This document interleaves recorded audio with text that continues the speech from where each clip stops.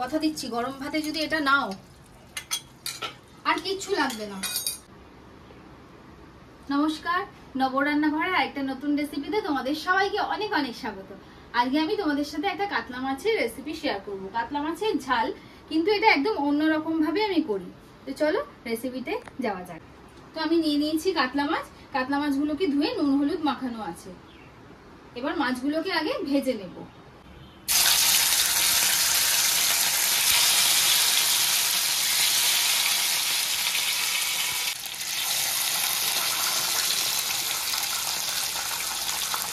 যতক্ষণ মাছটা ভাজা হচ্ছে আমরা একটা মশলা তৈরি করে নেব। তার জন্য আমি নিয়েছি সাদা সর্ষে, পোস্ত, একটা শুকনো লঙ্কা, মৌরি আর 5-6 কোয়া রসুন। এগুলোকে সব আমি একসাথে ভালো করে একটা মিহি পেস্ট করে নেব।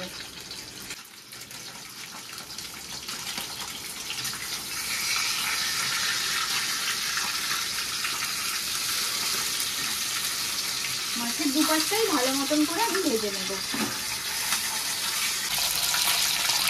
মাছের দুপাশটাই আমি ভালো মতো করে কিন্তু ভেজে নেব। সব মাছই ভাজা হয়ে গেছে, মাছগুলোকে তুলে রাখলাম। আর এদিকে মশলা বাটাও কিন্তু রেডি।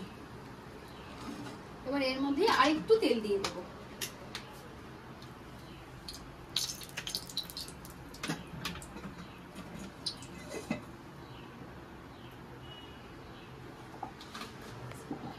এবার এই তেলের মধ্যে দিয়ে দিচ্ছি একটা শুকনো লঙ্কা আর অল্প কালো জিরে, দিয়ে দিচ্ছি পেঁয়াজ কুচো।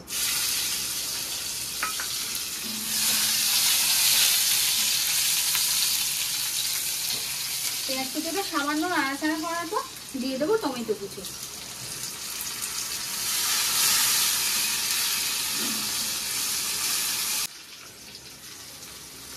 পেঁয়াজ আর টমেটো লাল লাল করে ভাজা হয়ে গেছে। এবারে গুঁড়ো মশলাগুলো দিয়ে দেবো। আর গ্যাসের আঁচটা এই সময় কিন্তু কমিয়ে রাখতে হবে। দিয়ে দিচ্ছি হলুদ গুঁড়ো, কাশ্মীরি লঙ্কা গুঁড়ো, জিরে গুঁড়ো আর নুন। একটু ভালো করে মিশিয়েই সাথে সাথে দিয়ে দেবো বেটে রাখা মশলাটা। দিয়ে গুঁড়ো মশলার সাথে বাটা মশলা কিন্তু ভালো মতো করে মিশিয়ে নেব।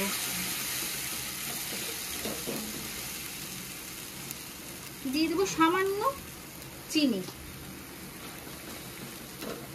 আমি আলাদা করে আর ঝাল লঙ্কার গুঁড়ো ইউজ করছি না, কারণ আমি শুকনো লঙ্কাটা এর সাথে বেটেছি। তোমরা তোমাদের স্বাদ অনুযায়ী ঝালটাকে আপ ডাউন করতে পারো। এই মশলা ধোয়া জলটা দিয়ে দিয়ে মশলাটাকে কিন্তু আমি কষাবো। অল্প অল্প জল দিয়ে কষাবো। এভাবে একবার বানিয়ে দেখো, একদম দারুণ লাগবে। বিশেষ করে সর্ষে দিয়ে আমরা করি, সর্ষে পোস্তও করি, কিন্তু এর সাথে রসুন, শুকনো লঙ্কা আর বিশেষ করে মৌরি, এই যে গন্ধটা আসছে সুন্দর, আর যে খেতে যে একটা অদ্ভুত স্বাদ লাগবে, না বানালে না খেলে বুঝতে পারবে না। আবারও একটু জল দিয়ে দিলাম।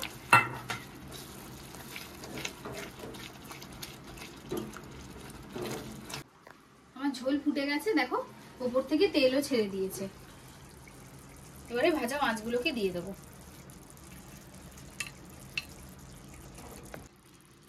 এটা কিন্তু একদম গা মাখাই হবে, কোনো ঝোল হবে না।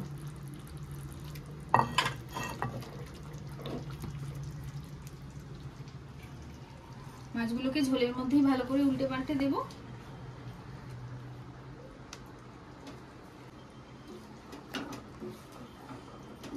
দেখো মাছগুলোকে ঝোলের মধ্যেই ভালোভাবে উল্টে পাল্টে দিয়েছি। এভাবে মাছ সেদ্ধ হওয়া পর্যন্ত খানিকক্ষণ অপেক্ষা করব।